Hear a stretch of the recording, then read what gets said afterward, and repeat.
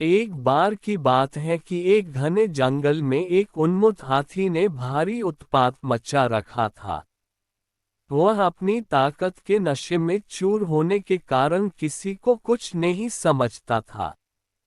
जंगल में ही एक पेड़ पर एक चिड़िया व चिड़े का छोटा सा सुखी संसार था।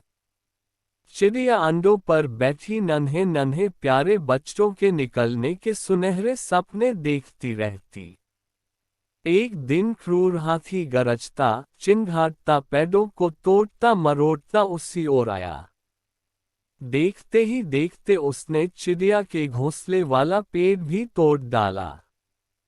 घोंसला नीचे आ गिरा, अंडे टूट गए और ऊपर से हाथी का पैर उस पर पड़ा। चिड़िया और चिड़ा चीखने चिल्लाने के सिवा और कुछ न कर सके। हाथी के जाने के बाद चिड़िया छाती पीट पीट कर रोने लगी। तभी वहां कटफोड़वी आई। वह चिड़िया की अच्छी मित्र थी। कटफोड़वी ने उनके रोने का कारण पूछा तो चिड़िया ने अपनी सारी कहानी कह डाली। कटफोड़वी बोली, इस प्रकार गम में डूबे रहने से कुछ नहीं होगा। उस हाथी को सबक सिखाने के लिए हमें कुछ करना होगा। चिड़िया ने निराशा दिखाई, हमें छोटे मोटे जीव उस बलशाली हाथी से कैसे टक्कर ले सकते हैं। कटफोड़वी ने समझाया, एक और एक मिलकर 11 बनते हैं। हम अपनी शक्तियां जोड़ेंगे कैसे? चिड़िया ने पूछा।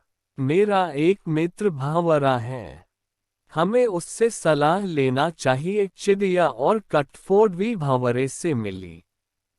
भांवरा गुनगुनाया, यह तो बहुत बुरा हुआ। मेरा एक मेढक मित्र है, आओ उससे सहायता मांगे। अब तीनों उस सरोवर के किनारे पहुंचे जहां वह मेघ रहता था। भांवरे ने सारी समस्या बताई। मेढक भर्राए स्वर में बोला, आप लोग धैर्य से जरा यहीं मेरी प्रतीक्षा करें, मैं गहरे पानी में बैठकर सोचता हूं। ऐसा कहकर मेढक जल में कूद गया।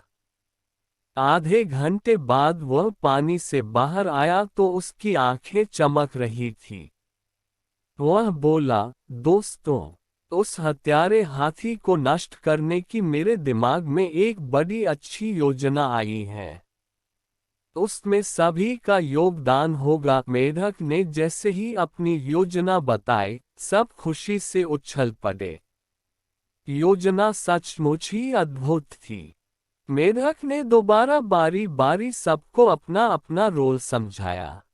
कुछ ही दूर वह उन्मत्त हाथी तोड़ फोड़ मचाकर व पेट भर कर कोम्पलों वाली शाखाएं खाकर मस्ती में खड़ा झूम रहा था।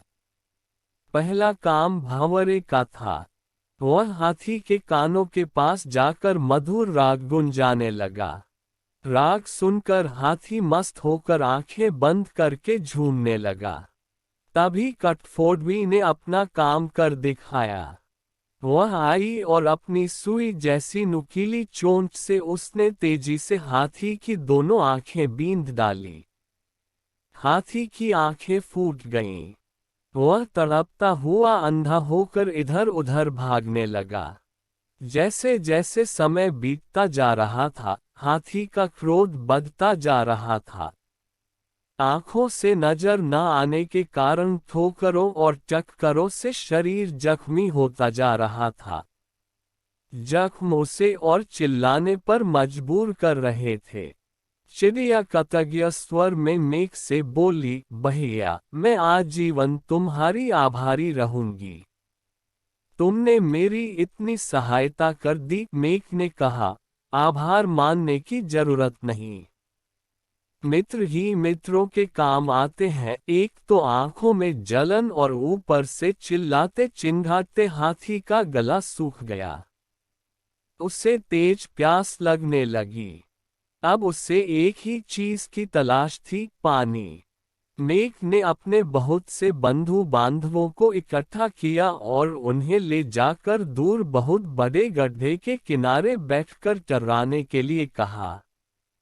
सारे मेघ टर्राने लगे। मेघ की टर्राहट सुनकर हाथी के कान खड़े हो गए। वह यह जानता था कि मेघ जल स्रोत के निकट ही वास करते हैं। वह उसी दिशा में चल पड़ा।